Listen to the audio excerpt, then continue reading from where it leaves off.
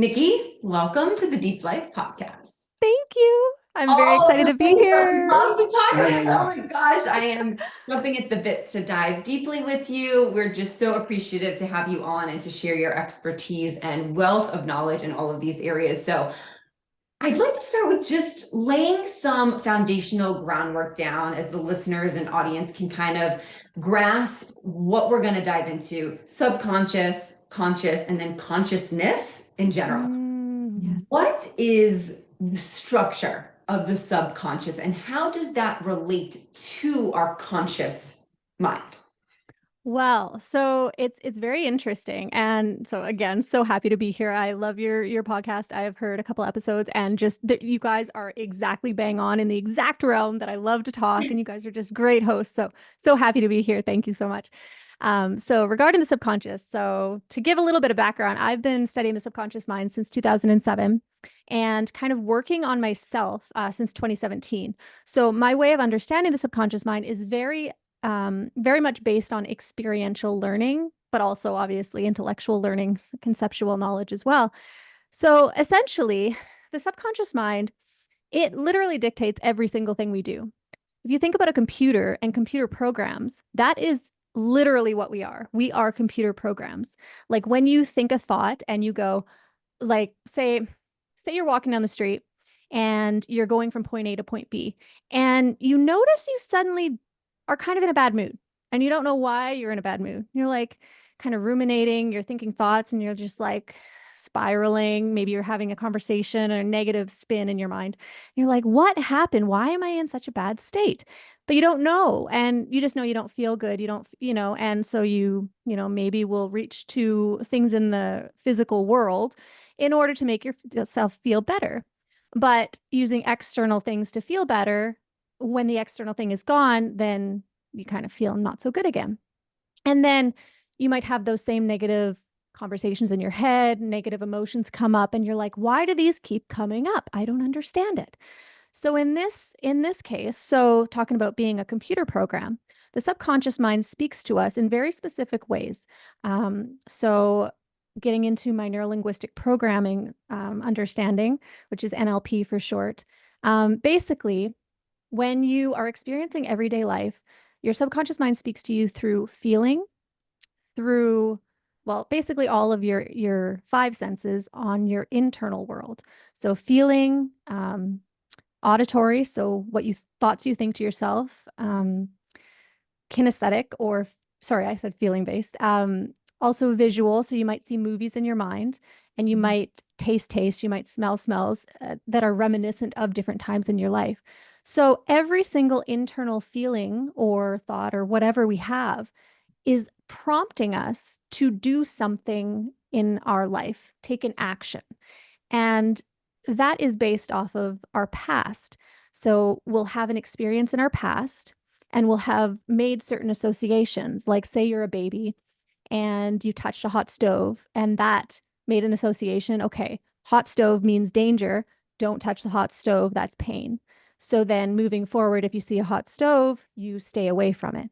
So that will be prompted in everyday life as I'm not going to touch the hot stove because I have a feeling in me telling me don't touch the hot stove. So that's a feeling. When I talk about walking down the street and maybe you suddenly feel like crap, maybe I like to use the example, maybe a car drove by, a red car that reminded you of somebody from your past had the same red car. And then you started to feel negative feelings when you thought about that person. And then you start having the argument you used to have in your head with that person over and over and over and over again. And you're like, why am I thinking about this person? Why am I thinking these thoughts? Why am I feeling these negative feelings? And it doesn't make sense to you. So your conscious mind or the logical, rational mind is going, what is going on? Why am I experiencing all this negativity? Why am I ruminating on things and I can't stop? But the reason for it is that we were prompted by a trigger on the outside. So the car, for example, and that made us feel a negative feeling. And that prompted a cascade of, visual thoughts or auditory thoughts of the conversation and how negative that was.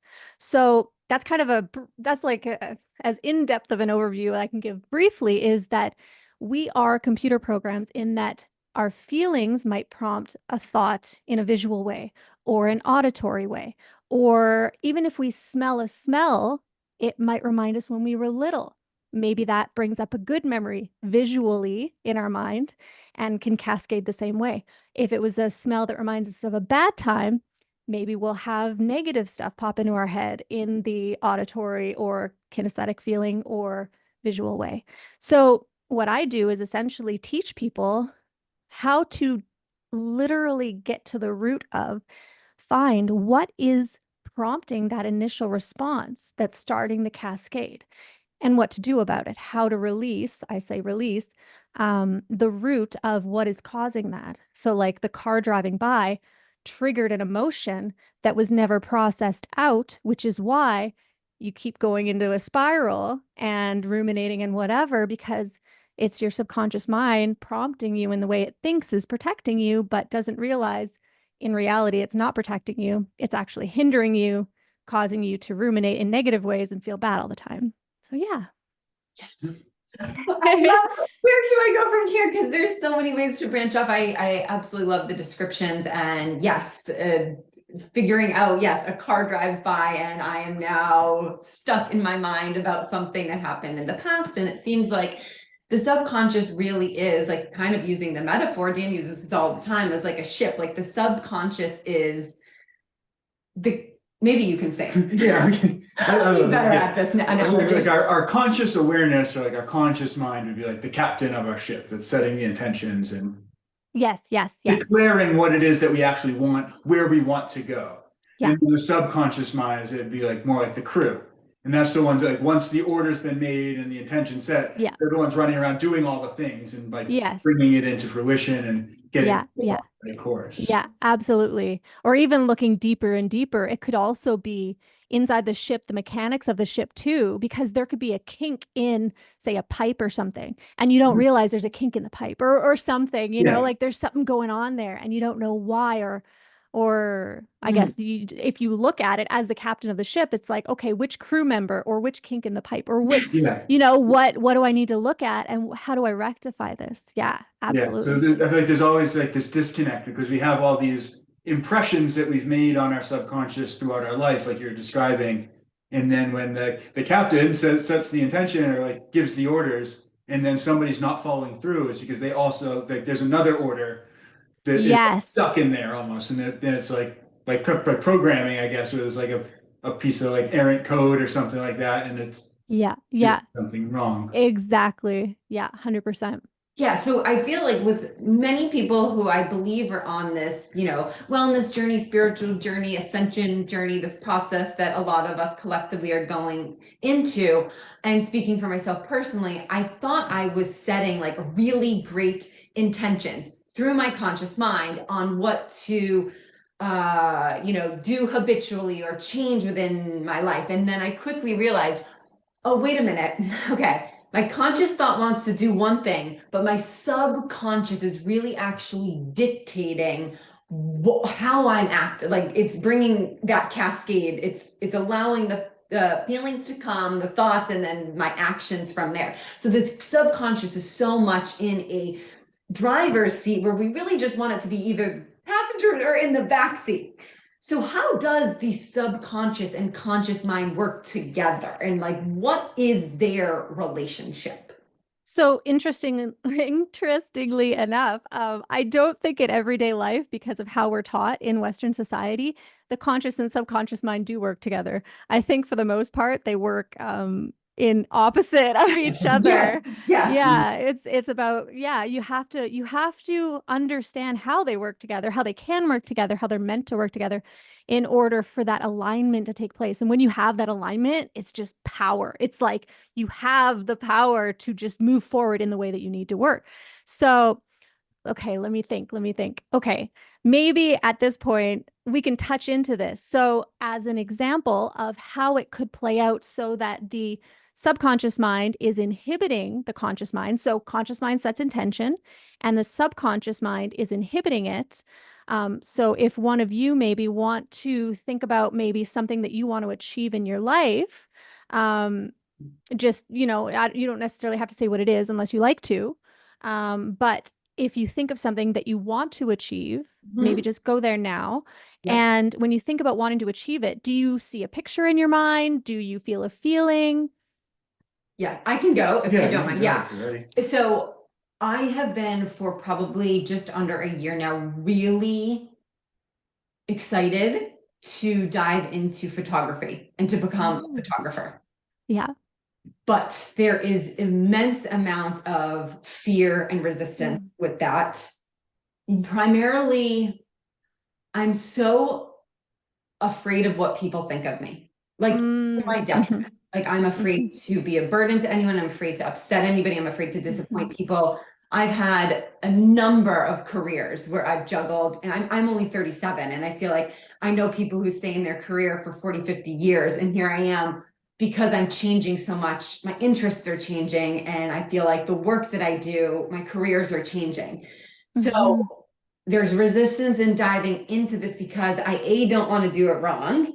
Mm. I also don't want people to be like, of course, Elise is just trying something else new for a little bit and then it will go to the wayside. Yeah. So, okay. Let me just make a note. So it sounds like just right with what you said. So doing something wrong, Yeah, and then petrified of that. you don't want to do something wrong, and I then the so it's people judging me. people judging. Okay, maybe Petrified, we'll go with that one. which I So, know is a reflection of judgment on myself. absolutely, absolutely.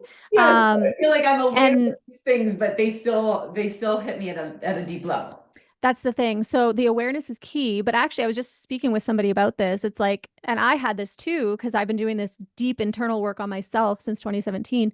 And I had the same thing where it's like, I'm aware of it. I'm aware of these feelings. I'm aware of these thoughts. But what do I do with them? Everyone's like, oh, detach from them. What does that mean? I am not my thoughts. I am not my feelings. It's like, oh, well, I went through that phase and I kind of had to stumble through it.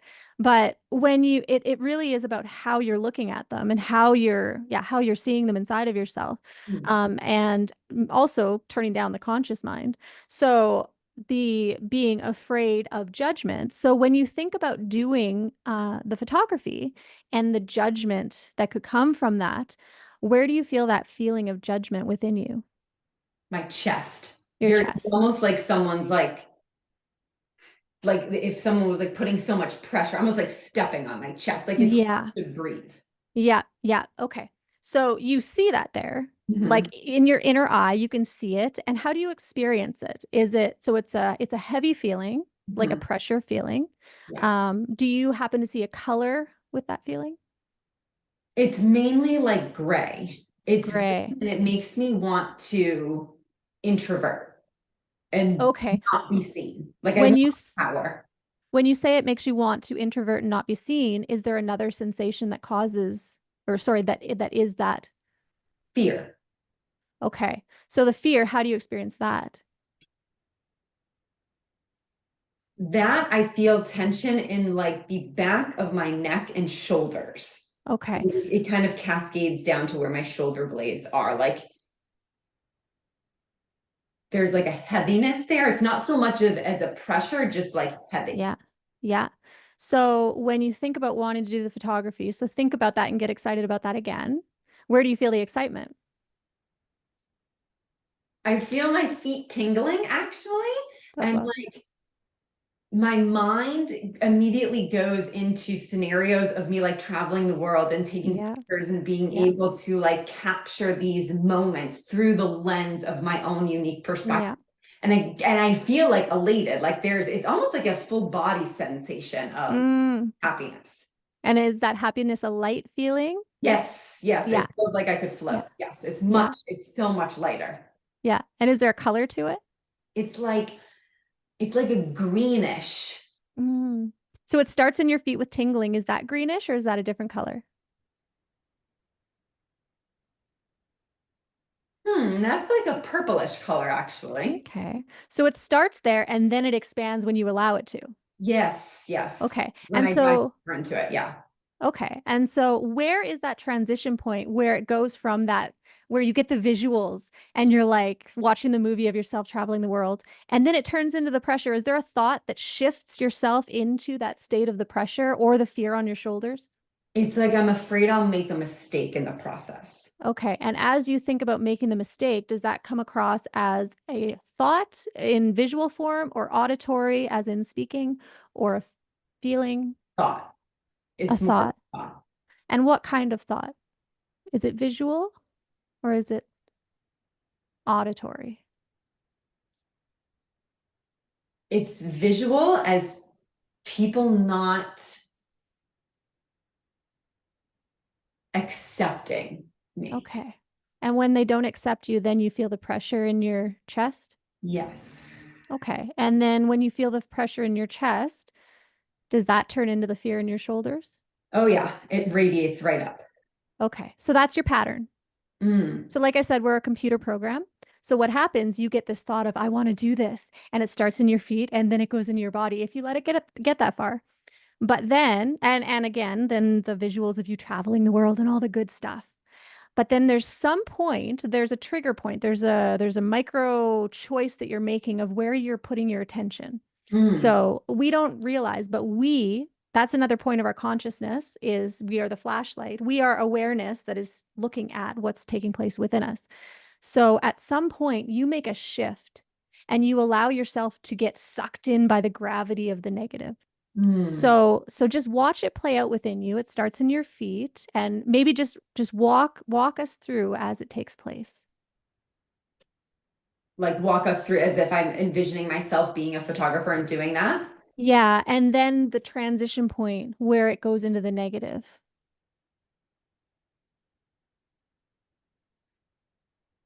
The way that I feel most comfortable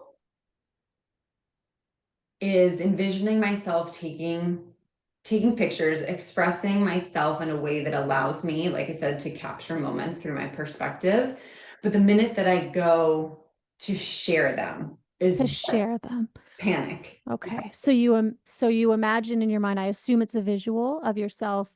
You get to the point of taking them and exploring the world and it feels good. And then all of a sudden there's a change when you think the thought, you visualize sharing them, and then Yes. you feel the Yes. And it's like, well, as soon as I get to my heart, then I begin, like, if I'm moving the energy like up my chest, like that's where it begins to get murky, to get gray around my throat, then it's all auditory. It's like you're doing it wrong, the lighting is not right, your perspective is wrong, the ISO is wrong, all of the lenses are wrong, you didn't do it correctly. Why would you even put this out to the world? Yeah.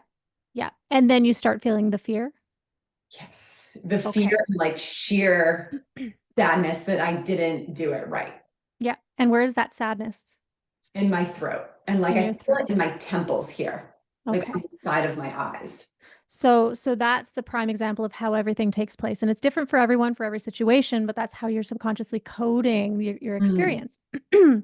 So essentially, people don't know that they have full power, full control over where they are shining the flashlight of their awareness. And everything that you have told me just now is the key, is the answer to getting past it. That's all you need. So I don't know how deeply we'll go into it, but I like to typically do the very first process that I teach, as I think you guys saw a little bit of it in a video that you watched of me doing this. So what we're going to do right now is we're going to find what I call the root. So it sounds like the very first negative feeling, I like to go in through feeling, is you're feeling it in your chest. And that comes from when you start to think about other people judging visually. So with neurolinguistic programming, there are ways that you can kind of scratch the record on a pattern. So when I say pattern, so when we kind of diving into this a little bit deeper, when we have an experience in our lives, a at the same time that we have the experience, a new neurosynaptic pathway is formed in our brain. And as that's formed, we also have a neurochemical response or a feeling that is tied to that pathway. And that goes off when we think the memory of that experience. So they're all tied together. And then the visuals in our mind and the auditory kind of amplify all that. It's all like one big cluster. So what we want to do is, so that's the pattern, a pattern eventually starts to take place that is tied to that I guess way of being, that neurosynaptic pathway. So you basically need to scratch the record on that pattern or forge a new trail in your mind by scratching that record so that that old trail essentially overgrows. So with your pattern, it starts in your feet, it goes into your whole body, then you get the visual of, awesomeness of going around the world. And then you get the visual of people and it not working. You feel the feeling in your chest, and then you get the fear, and then you feel the throat. Typically, people will feel those negative feelings and they'll get stuck in the negative feelings and not know how to get out of it. They'll get stuck in the sadness, they'll get stuck in the I can't do it, all that stuff, and they don't know what to do. So the key is that turning point of positive to negative, that is the root in your chest. So what I would do here is, again, the process that I typically teach at first is called Ho'oponopono, which is an old Hawaiian prayer. So what I'd like you to do here is that feeling in your chest, the pressure, just feel it. Like, I like to get people to amplify it essentially by bringing up the thought, the visual of what makes that feeling take place. So the thought of all the people judging you, and just amplify that negative feeling in your chest. And as you do, amplify it as much as you can. And now focus all of your attention on that feeling and say these 4 phrases to it. Say, I love you. I'm sorry. Please forgive me. And thank you. And say it again. I love you. I'm sorry. Please forgive me. And thank you. And you'll notice that one phrase, maybe 2, but we'll start with 1, will resonate more with the feeling than the others. It's thank you. Perfect. So now just focus all of your attention on that feeling in your chest and say that phrase over and over and over and over again, as if you're talking to a friend, really feeling the thankfulness. What was really interesting, as soon as you prompted me to go deeply into the hurt and the restriction in my chest, like in my mind's eye, I saw basically like a red clamp. It almost looked like a bear clamp being just restricted. It was so tight. And as soon as you prompted me to say the 4 statements and thank you came, thank you dissipated it. It's no longer there now. It's just blank. And the more that I say thank you, it's becoming more and more amazing. clear. So just keep saying that phrase. And for some people, it dissipates very, very quickly. It depends on the issue. It depends on the person and various things, but just keep saying thank you. And if you start to notice that the thank you doesn't work as well, then we can go back to the other 4 phrases and see if another one works better, or maybe the whole thing will dissipate. Yeah, it's almost like it's dissipated now. I can breathe so much easier, and the flood has cascaded like down my arms, and my fingertips feel as though they're pulsating, like just needing energy. It's almost like it's dripping down. Yeah. Yeah, oftentimes people will find the energy dissipates, it expands, and sometimes it'll go out the body through different channels. So when you think about doing photography, what do you experience now? I cry, not laugh. I really did. And I love that this is coming up. I feel that thank you resonates so much, and I keep hearing the thank you. It's almost like thank you for showing me that the gifts that are underneath, like what is truly there, is just pure joy and excitement and aligning to the highest expression of who I am. Yeah. Yeah. And I'm laughing. The feeling is so much better than the heaviness. There's like, I won't dance, but I feel like I could do like a little jiggle, right? Oh, that's awesome. Amazing. Yes. Yeah. There's probably like a little sensation that wants to come back, which is interesting. It's almost like knocking at my door, like, wait a minute, Elise, hold on. It's still there, but it's almost like I continuously see the energy dripping from me, from my hands. Like I can still feel that happening. And perhaps that's just like the remaining Yeah. going away, but yes. Yeah. Well, if you like, keep going. It sounds like it's doing well. If you could say how much is left out of 100%, how much of the feeling would you say is left? Oh gosh, probably only maybe like 6, 7%, if that, like dropping down to 5, the longer that I say thank you. Perfect. So just keep saying thank you.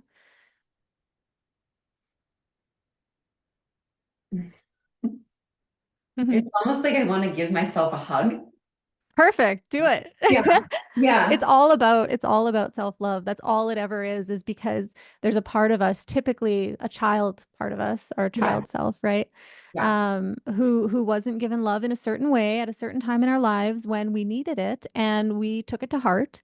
And that's where that neurochemical response remains. And it just needs to be looked at and processed out in the proper way, which is through either neutrality, so neutral observation, not judging it as bad, not Mhm. restricting or constricting it or trying to fight it, but allowing it to be there, knowing that it's part of us, not condemning ourselves or it for existing, and just giving it the love that, like, imagine you're the mother giving that child part of you that love that it needed. Yeah. So now when you think about doing photography, do you feel anything negative? No, it's excitement. It's I think the gratitude of that feeling being able to show me the like sentience of my being, like tapping into that fear to express it in a more Mhm. vulnerable way to Yes. gift people with Yeah. the new paradigm that I'm stepping into almost. Amazing. And the awesome part is that, so the fear, there's never anything wrong with fear. It's Mm. about our interpretation of it. So fear is there. It's not a stop sign. This is what I like to say. It's not coming up as a stop sign. It's coming up as a yield sign going, proceed with caution. There's something to look at here because, from my past, I have learned that judgment from others can be bad. But Mhm. you're essentially retraining yourself, scratching the record on that pattern. And now the pattern, because we got to the root of it, see, if we had worked on the latter parts of the negativity, the sadness, which is Mm. where everyone typically focuses, it's like, oh, I feel like crap about this. I feel sad. I feel, people typically go there, but that's not where the pattern, that's not Mhm. the root. That's not where the issue lies. And sometimes it can be a little more work to get to the root of the pattern. But in this case, it was nice because it was very clear. Yeah, so this was a perfect depiction. So essentially, the relationship between the conscious and subconscious mind is the subconscious mind is constantly trying to tell us something.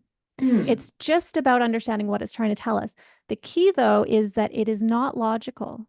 It's not a conceptual thing that the subconscious mind is trying to tell us, because the subconscious mind speaks to us in, well, for me, I always go in through feeling. Like, I can do processes on people that will, handle different aspects like the visual or the auditory. But for me, I've always found feeling is the most powerful. Feeling dictates our behavior. So that's always the most powerful to release it as well. So yeah, that's how essentially we relate to the conscious and subconscious mind. Oh, thank you. Thank you so much for walking me through that. I think it was so beautiful, and I feel lighter and really want to commend you and allowing me and giving me the space to go into that. So thank you. And I appreciate it. It was definitely, as I've done a lot of inner child work, I still know that there's additional to do and integration that comes with that. And that's what I do feel like just happened. The integration portion of that feeling was able to be embodied. Like, I felt it at a very deep level, and I have felt things like that before, but not specifically in this scenario through photography, because it is something newer that I've been exploring. Yeah. So I wanted to give myself a little. Yeah, of course. I think that was awesome. And thank you for being willing to go into that. That was amazing. And Dan, we can do you as well. I don't know about now or later or Yeah, maybe whenever. maybe a little later. I wanted Okay, to perfect. almost like clarify and dig into this a little bit to like tie what Yeah. we're talking about before. So like with what you like the process you just went through with Elise, this is very similar to what you were describing earlier, where like you're walking down the street and a car goes by, where there's like a subconscious Prompt. prompt. Trigger. Exactly, Yeah. yeah. So with her, it was more feeling. Like there was obviously wasn't an external thing, but the excitement within her triggered something that had been impressed on Yes. her subconscious at a younger age, where the excitement did maybe lead to judgment Yeah, and exactly. so it was like the subconscious is working. I want to like lean into this, because I think very often we think like the subconscious mind is like a bad thing, or it's like Yeah, yeah. it is serving us, but in this sense, it was serving by recognizing, okay, when this has happened before, there was something that we needed to be scared of. Exactly. So it Yeah. triggers that. 100%. Two things that are very, very, very, really well worded and good catches is you can have a trigger that's internal or you can have a trigger that's external. 100%. And it really depends on the block. I call it a subconscious block. And it varies, across the realm. And what was the other one? There was something else that you just said. You were just talking about. Oh, damn. I think it lost me. It'll come back to me. But that was really, yeah, really good depiction of how it plays out. Is it could be an internal trigger or an external trigger, 100%. Cool. That's really helpful. Yeah. Awesome. Yeah. I mean, we could we could try to dig something up if you'd like. Yeah, okay, That'd be cool. fun. So just think of a who volunteers Yeah. with these things. yeah, I mean, honestly, this is Yeah. my favorite thing in the world. So I'm game always. And it's like always seeing like, ooh, how does this all play out? So yeah, I would say just think of a problem. Again, you can go into it as deeply as you want to, talking about it. Or the nice thing about this side of things is that you don't necessarily need to even tell me what the problem is. I just need to know what's the pattern that's taking place. There are some things where a little bit of context might be beneficial if someone's really struggling, but typically I don't need content. Okay. Well, like one thing that's been kind of coming up a lot, I think, as I try to like dig into this stuff and with shadow work and just digging into the subconscious in general, is sort of an idea of like unworthiness and lack. I'll share a story, I think, and maybe we can dive into a little bit, because it's an interesting one. Where I was at the grocery store, like buying stuff, and I was buying something that was on sale, but when I went to like the self checkout, the sale price didn't come up. Yeah. And I was like too embarrassed to ask the woman working there for like the $3 off that it would have been, or something like that. Yeah. Yeah. I was just sort of like, I just kind of paying. I'll just pay for it and just leave. I just wanted to like get out of the store. Yeah. Yeah. And I think like in that moment, like it was like there was like for something that was, it's like you can kind of laugh about it because it's somewhat meaningless, and it was like Consciously. $2, and it was like really like, Yeah. but at the same Consciously, you're time, like, I was what? like a little bit. There's like a part of me that was panicked and embarrassed.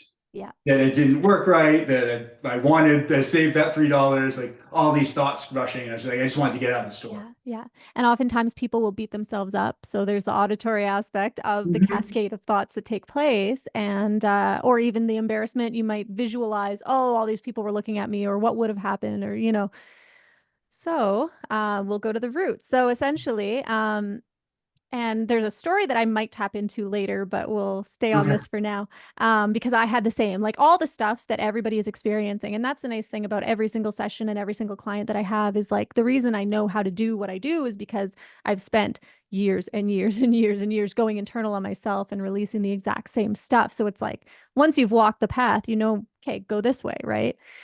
So, okay, so put yourself in that state, the place in your mind of being at the store and that taking place. And as that takes place, you feel a negative feeling, which is that unworthiness. I think that's how you described it. So where do you feel the unworthiness? Unworthiness, I feel like is almost more. It's more mental. It's more of like. Actually, give me a second here. Yeah. Take your time.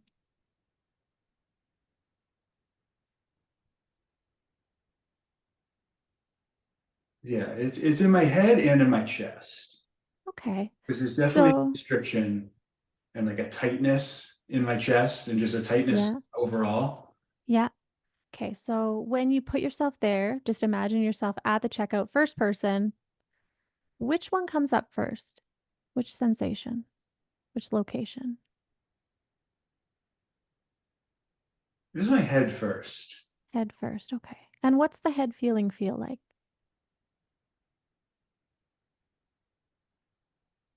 It's more just like be talking to myself. Okay. And Uh, so, okay. So there should be a sensation. It may be very, very, very subtle. And that's the hard part for a lot of people is becoming aware of such subtleties. Sometimes it's in our field, it might not even be in your body. I think that could be the check. Like I think that is, Okay. I think I'm just separating the voices from the feeling. Yeah, But yeah, yeah. feeling is more. In the chest. Okay. So in the chest. So just tap into that feeling in your chest. And as the thoughts come up, that you'll notice that as the thoughts come up, they start to amplify the feeling in your chest. So as the thoughts come up, just see them as objects. They're clouds. They're just there. Make sure that you are detached from them. You're not getting sucked into them, the story of them, and go into the chest and just feel that feeling in the chest. And describe that feeling. Is there a color to it? It's dark.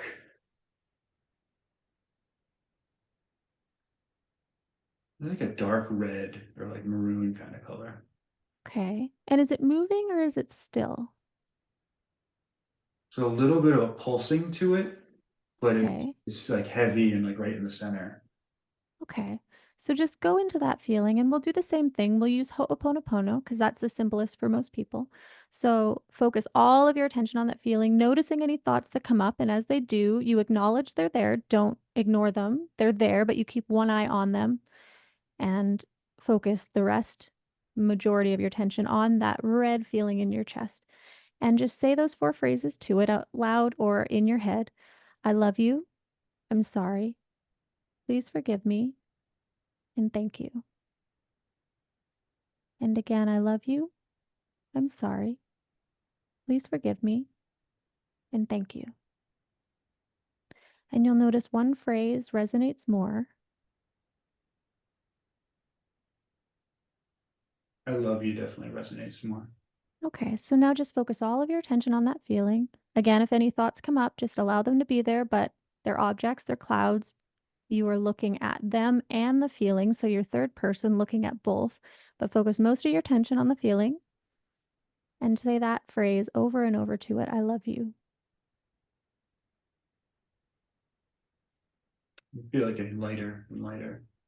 Okay, so just keep saying that phrase. And if you like, amplify the feeling with your mind. Just make that feeling intense, more and more intense as you say, I love you.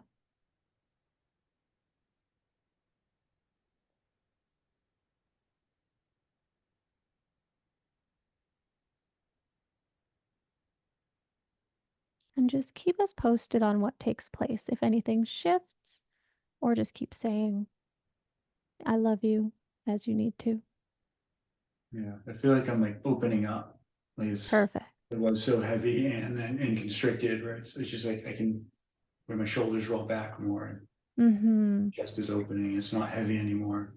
Yeah. One thing I like to say is open and soften because you notice as you do more and more of this is the constriction is us. We're holding Mm. something in place. We're fighting it, we're forcing it, we're constricting it.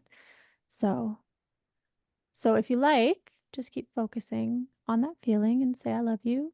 And if it stops to have an effect, then go back to the 4 phrases or just keep saying I love you. And we can always cut out any dead space, so feel free to take your time.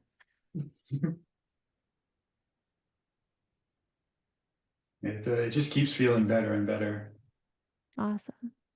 It's like I'm able to accept the love Mm-hmm. where I wasn't before, where I was like almost fighting it in the beginning. Mm-hmm. Yeah. And now keep amplifying it in your mind. Anything that's left, any of the negative, amplify it. Keep saying I love you. And again, any thoughts, just let them be.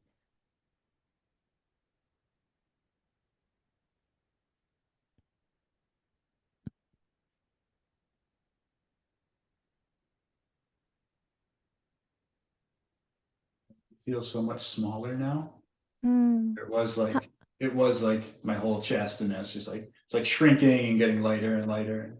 Yeah. It's like, What percentage out of 100 would you say is left? definitely less than 10%, Okay. maybe So around percent. okay. So keep saying that phrase. Keep saying I love you, and just keep us posted on what takes place.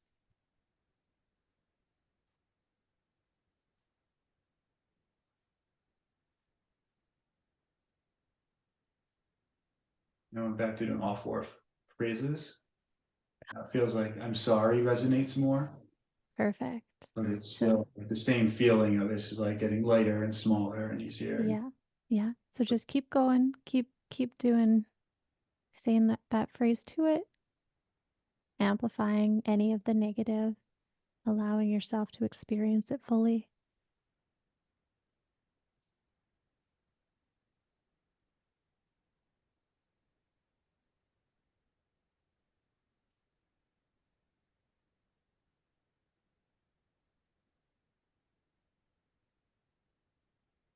Yeah, it feels like it's gone, or it's very, very small. Perfect. So now when you think about that experience again, so I always like to use the memory or the problem, the memory of the problem. So put yourself first person into that same experience and just let it play out and see if you notice anything. Feel a lot calmer. Do you feel any negative feelings? No, it's a completely different experience, because I feel Yeah. like there's no, like when it originally happened, there was like a panic, and like the panic is gone. It's just like, oh, Yeah. So it's when you fine. It's not a big deal at all. and so if you think about it, so actually you can think about it. So in that moment, now imagine walking up to somebody and asking them what you need to ask them or saying what you need to say. Do you feel anything in that regard? No. Okay. So now this should translate and like will translate to everyday life. So when the emotional charge behind a restriction, so a subconscious block, I call it, is gone, then look at the difference in how we behave.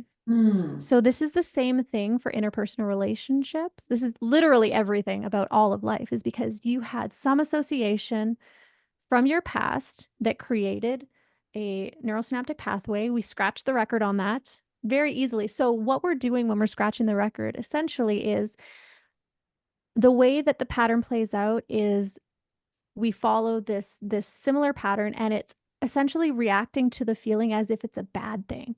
It's a part of us, our shadow. It's a part of us that we don't want to look at. We don't want to see it. We don't want to experience it, feel it, anything. So we book it. We avoid the feeling. We avoid the thoughts.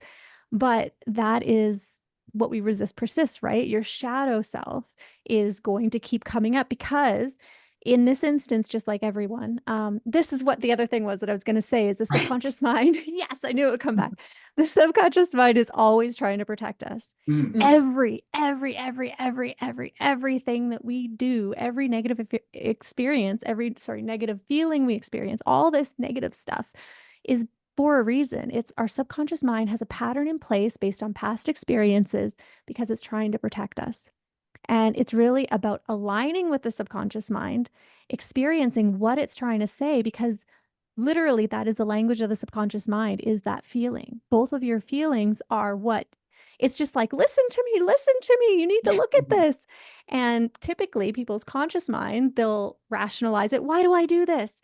Try to, use logic to get around it. And it's like, well, that's the conscious mind's job. We need to turn off the conscious mind, just be awareness, which is, what we truly are. Look at what the subconscious mind is saying through its language, aligning with it, and then magic happens.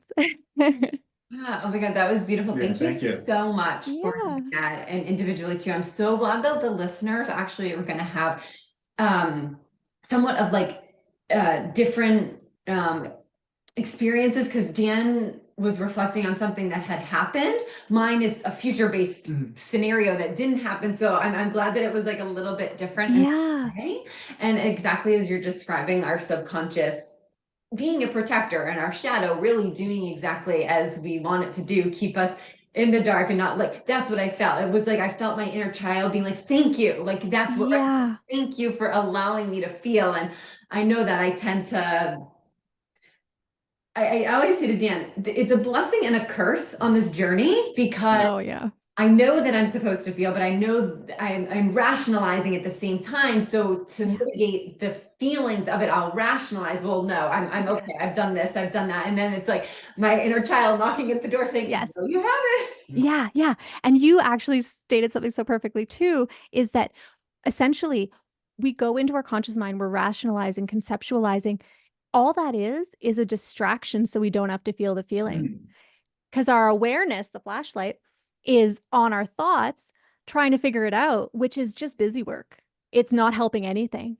And that's what we have to get past is knowing, like, don't trust your thoughts. I know that sounds weird, but like, don't trust your thoughts because that's not where your subconscious mind is. That is like, if you're rationalizing, I mean, I suppose the pattern is your subconscious mind, but that's not where the answer lies. It's the language is through feeling. I mean, in what I do, there are different ways of doing it, but it's always about scratching the record in some way.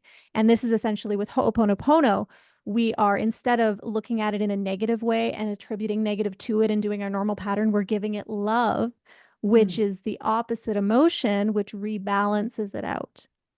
That makes total sense. Okay, I want to just kind of ask one additional question with the subconscious conscious, and then I want to jump into consciousness. But integrating, I feel like is such a big part of this. And it's taken me some time to integrate these experiences that are tied to emotions. Why is the integration of feeling these feelings such a pivotal role in our journeys or the ascension that we're on? Like, we can't rationalize it. It must be felt and integrated. And if you've got a definition or an explanation of what integration is for you, that might be helpful. So integration is essentially your conscious and subconscious mind are aligning in that you are not distracting yourself by the conscious mind through logic and rationalization. You are sitting with the language of the subconscious mind, which is feeling, and that's the processing it out. The processing of it is I guess seeing it, like truly seeing it and rebalancing it out. That is the integration. So scratching the path on that, Yes, old I pathway. loved it. I knew that you'd have an interesting direction with integration. Yeah, it took me quite some time to understand it. Okay, yeah, okay. Me too. Thank you so much for breaking this down. I'm so grateful that we went into this and went into the exercises because I think it's at least tangible and people can hopefully recognize, you know, that. Okay, fabulous. Let's jump into consciousness. We're talking about subconscious and conscious, but I think the overarching umbrella that again we all are like, we're consciousness, awareness. How would you define consciousness in your opinion? And would you use it interchangeably with awareness? And if not, is there a distinction? So let me see. There's so many levels to this. Yeah. So I have heard the definition of awareness and consciousness being a step back from awareness. I think that would be like levels deeper. So that might be a little more than we could go into. But so Rupert Spira, I follow him and have for quite a long time. And the way that he likes to depict it, he does it beautifully. Like he'll have people close their eyes and he'll be like, okay, your senses, he doesn't necessarily talk about inner and outer, but it's the same thing as what I do. So your inner and outer senses. How do you experience reality? Through your inner and outer senses. How do you know something exists? It's the knowing of it. So if you think of if you say close your eyes and you think of I, where do you go? Where is I? I is essentially like I say, flashlight of awareness that knows what exists. So all that you've ever experienced is all you know. You don't know anything outside of your experience. So the looking at everything you know, and everything is present moment. So even past and future and what you experience right now is your knowing of it. And that's all that exists. So essentially, I would say that is consciousness. Maybe I use that term loosely, awareness. in a very, in a nutshell. But I would say that's essentially it, is just what you know at a given moment. Yeah. Yes. I actually love that. And I love the visualization you gave if you were to close your eyes and say, I, who is that? I think that that's beautiful because people refer to themselves as me, or I'm this, or I'm that, or I have, these qualities. And it's absolutely, like, I get that. And it's a way for us all to interact in this world that we're here, like, to get to know each other, to see certain things. But we're so much more than that. That's the I that we truly are. Like, that's who we, capital T, truly are, the capital S self. But we're just clouded with these subconscious beliefs, which are so tied to our ego, who has created the personality and persona that we show up in the world. Yeah. And just as you were speaking, I thought of another thing that he typically says is there's the I am, which is essentially in motion, I in motion, which is the present moment. I am, or human being. So he likes to call us a being. We are a being. And being, you think of it as a noun, but it is an action also. It is happening. And then that ties into like that, like everything is, and is happening also. So all these different layers of the same. So I am being, you just are, and it's happening. Yeah. Amazing. I absolutely love your definitions of it. Okay. So we're all consciousness, and we have levels and layers to consciousness. And what's inside, like our internal world, that I like to say, is often reflected back out to us in our external world. So how can people, and how do you help people, like, understand their own consciousness and what's going on so that they can either transform themselves, and then that ripples out into the changes in the manifest world? We always say here, internal transformation brings external change. Yeah. So looking at actually what we had worked on with you, Elise. So anyone listening can actually do the same thing. If they think about something they really, really want in life, think about wanting that, put yourself in the moment of really, really wanting that, and feeling, if it's something that you haven't done yet or apprehensive, where do you feel a restriction within your body? Where do you feel a heaviness or a discomfort or any kind of negative feeling? So because you have that restriction, you are not moving forward with the thing that lights you up that you want to do. So that your internal, which is that restriction, is inhibiting your flow of life. So what you are moving towards in life.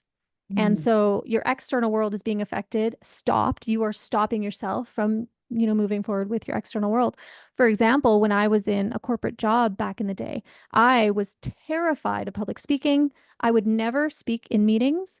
Every single time, like, I was in tons of meetings and I would be like, I would know what to say. I wouldn't say it. I would stop myself and I'm like, oh, and then I'd beat myself up. Oh, I knew what to say. Oh, why don't I say, And, or if I ever said anything, which was not that often, I would, again, same thing, beat myself up. Oh, did that sound stupid? Blah, blah, blah, blah, blah.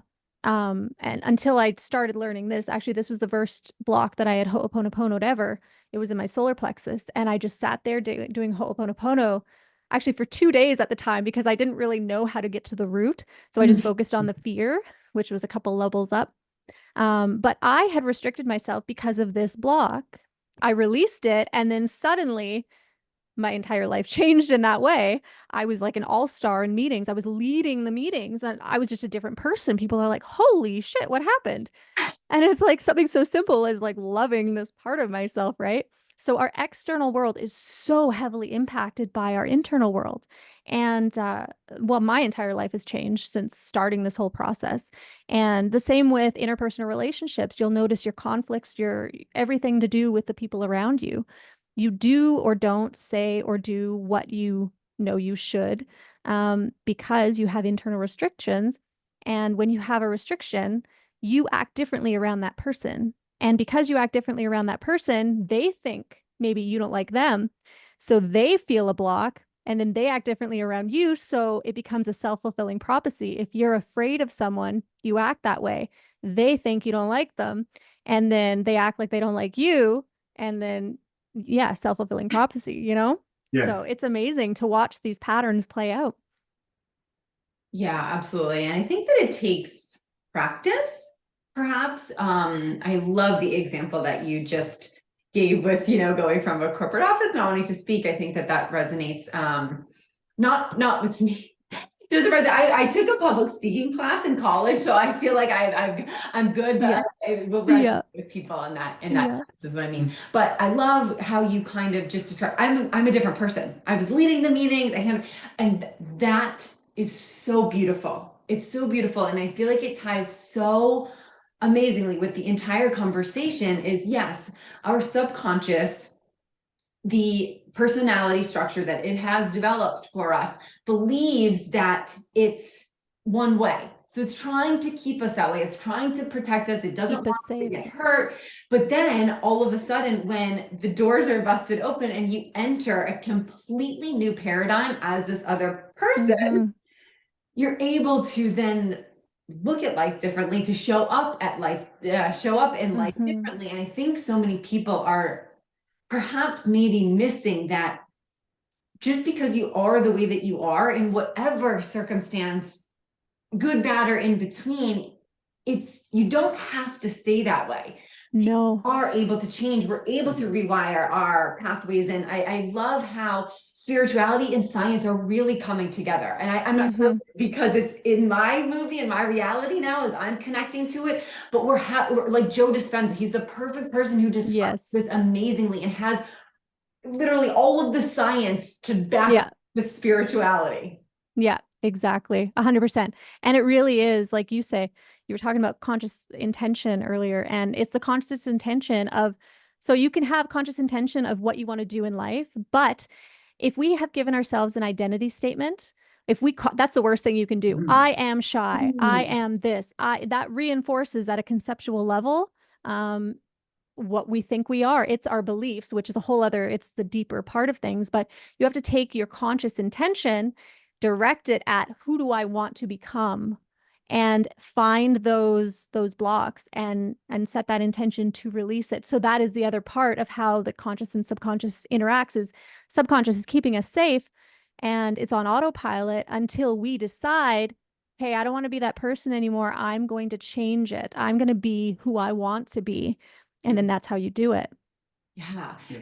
I was just saying, it's like earlier you were saying that it's like talking about identifying more with the flashlight than with the conscious, logical mind is doing the thinking, or the subconscious patterns that exist that are blocking us. But if we can kind of pull back and detach a little bit, there's so much more of like a flow to life. And I think like your story is such a great example of, I guess maybe I'll ask it more of a question of like, do you feel like we get those like you'd be in a meeting and you'd know what to say, but you were blocking what to say? Like, you feel like that 100%. expressing through you, like that's always there of like that wisdom. Yeah, that's actually a really great way to explain it. Is I say a subconscious block is it is blocking the natural flow. And like you said, when you were like, oh, I feel so much more open, I'm not restricting or constricting that feeling in your chest. It's like you were doing it, but you didn't know it because it's a subconscious part of you, right? Yeah. So it is allowing that natural flow to flow through. Yeah. Yeah. And I love this. I love, oh gosh, we could talk forever. I know we're wrapping up here, but I think what I've been leaning into so often, and it kind of ties into the story and the exercise that you so beautifully and graciously walked me through, with like being so afraid to disappoint everybody, the judgment. I recognize the scenarios and situations and things that I grew up with that have these impact on myself. Yeah. And this actually is not related to the story that I was telling you about becoming a photographer, but a block that I had recently uncovered and it's still dismantling is I am someone who also is like a fixer and problem solver, and not just for myself, but like everyone. And this has been my role in my family for as long as I can remember. It's been a role in my relationship with Dan, even though like I didn't tell him like, Dan, I'm gonna be the fixer in our relationship.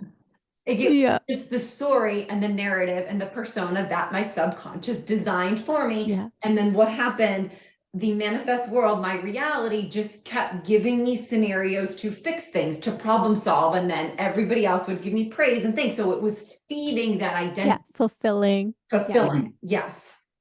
But now that I've uncovered this, I've kind of stepped in a new world. It's kind of like, oh shit. Yeah. If I'm not this person who fixes and solves problems for myself and others, now who am I? And do I really matter? So that's the deepest thing, Yes. is we do what we do because we want to matter. Yes. Yeah. Yeah. And it's not necessarily about, it's like, it's not that you shouldn't fix. It's that, are you feeling compelled to fix? And if I don't fix, then bad things. Yes. Yes. So that gets into the what I call the polarity, which is one side of the coin or the other. Most people get stuck in this back and forth of, oh, I need to do this or this bad thing will happen. Neither are the answer. Neither are bad. Everything is perspective. Neutrality is the answer. And neutrality comes from, like with you guys, like now you can be in those situations and you don't feel anything and you just flow. And so that is neutrality. True neutrality is just being able to live without being blocked. So being a fixer isn't bad, but it's just about how do you define your role and your personality. And then you get into the construct of your personality, which I actually spent a year and a half meditating for over 10 hours a day to go internal into all this stuff. Oh my gosh. 2020, 2021. And that's how it all started in 2017 where I was going internal, but then I really just went really crazy with it. And just, that's why I know. But it is when you kind of deconstruct all the different pieces and layers and levels of your personality, you get into, well, why do I talk like that? Why do I feel compelled to speak in these situations? Why do I feel compelled to do? And it's not that there's anything wrong with doing or not doing, but it's in knowing that you can do or not do and be fine either way. And it's all good. Have you been reading my journal? Yes, my worth, the value that I placed on myself was 100% doing things, fixing things, these things. But it's almost like, I know we're not like going through the exercise of feeling, but when I had that like, holy shit, like aha moment of, oh, it's not my responsibility to fix anybody else's problems. Like it blew me open. I felt so much lighter and the weight like lifted. It was like, oh, all right. And now this is kind of what I said. There's just a practice that's going on. It's like, I'm aware. And that's really all I had to do. We're always in the realm of doing things, adding more habits, adding more practices to do. And it's like, sometimes, as you beautifully said, like we're human beings and it's be like, just do your being like that's all that it is. Human beings, not human doing. And then life is just going to beautifully present us with the triggers or any circumstance where we can perhaps go deeper into and then be able to work with different people and try out this new way of being, this new personality, this like 2.0, I call her. Level up. Exactly. Like a video game. Yes, absolutely. Oh my gosh. Okay. What do you got? Oh, so much more. I was just like along those same lines. I think like for me, so much of my own worth for so long was just in like knowing things and like learning and being smart. And it's still like the same, like that's all just distractions anyway. And it's like, that's not life. Life is the awareness of those things and the consciousness of it, but it's and so secret for you guys to go into later, then it's like, who am I if I don't feel that? And then do the same thing. Do Ho'oponopono, because it is the simplest way you could possibly do anything. Feel it, Ho'oponopono, and see what happens. Oh my gosh, I love that. Nikki, you have just dropped so many knowledge bombs, so many gems, so much enlightenment on Dan and I, and I'm sure the audience as well. So gosh almighty, thank you. Thank you for your knowledge. Thank you for the work that you've done on yourself to help others. I mean, what a blessing that is, and just magical experience to kind of exchange. I know we're over camera and video and phones here, but the energy is palpable. So thank you. We covered so much, but is there anything on your heart that you feel like we didn't cover that you want to bring light to? There's one thing that I just popped into my head of Yeah. when Dan was speaking. I was like, oh, this is what this is. So, the way that I like to explain mindfulness is so Hmm. when you notice thoughts or emotions, typically you'll get sucked in. There's a gravity to them, and that gets into quantum physics, but I won't get into that maybe next time. But so there's a gravity to it that pulls you in and makes you think that it's your world when you're in this moment right now, but you think that so much is happening inside of your mind because it is, but you think you're there. So the way that I like to explain it is for anyone who, as you realize, the cue that I like to tell people is your prompt is if you feel a negative emotion, if you feel or you're ruminating and you notice it, the way to get yourself out of it is to step back from it, become third person, and make that an object, just like we did earlier. But the way I like to describe it is if you imagine yourself in a theater, when you're in a theater and you're watching a movie, in the middle of the movie, and it's a really good movie, you are immersed in the story. You are in it. It's as if you're one of the characters. You are living that movie. But everyone's had the moment where suddenly maybe their phone will ring and their awareness will shoot back and they're in their chair and they're looking at a screen, watching pictures. They're not immersed in the movie anymore. And that's the same difference. The gravity that pulls you into your thoughts and emotions and that world that you go into that makes you feel like crap. So it's the same thing. If you can, I guess, realize what takes place while in a theater, while in a movie, while you're watching a movie, while you're immersed, and then stepped back just looking at the screen while you are an objective viewer, that's the same thing you do with your thoughts and emotions. So that's the key. When you feel a negative emotion, when you feel negative or you're ruminating, step back in that same way. I love that. That's amazing. Thank you for that analogy. Oh my gosh. Again, Nikki, you are a blessing and a true treat to talk to. Thank you again so much. We are going to link your website as well as social media and everything. Anything else as we kind of let you go Yeah. here? Yes. So I am actually going to be doing, I like to give a free gift on these podcasts. So what I would love to give is I'm going to be doing a workshop in the coming weeks, the next couple of weeks, after this releases. And essentially it's going to be at the beginning of the workshop. I'll kind of go into, I guess kind of like a mini training of, how your consciousness works, whatever people prefer. I'll have a Q&A in the sign up form. And whatever is the thing that people want to learn about the most, that'll be what I talk about at the beginning. And then the rest will be a Q&A session. So anybody who's listening to this could potentially come on and just like raise your hand and ask me questions. Maybe we could go through a little process, and obviously being mindful of time for everyone else who will be in the workshop. But yeah, so whoever wants to jump on, I'll also give you guys the link for that. And yeah, feel free to jump on with me. Oh, that sounds That sounds absolutely amazing. Yes, we will link that and then we'll put the date and all the specifics, everything in the show notes. Again, it has been a deep dive today, something that I love and just genuinely appreciate your humanness and, like I said, the wisdom and gnosis that you have integrated in yourself and shared with us and our audience today, Nikki. So thank you again for joining us. Thank you. Thank you so much too. It was so much fun, guys.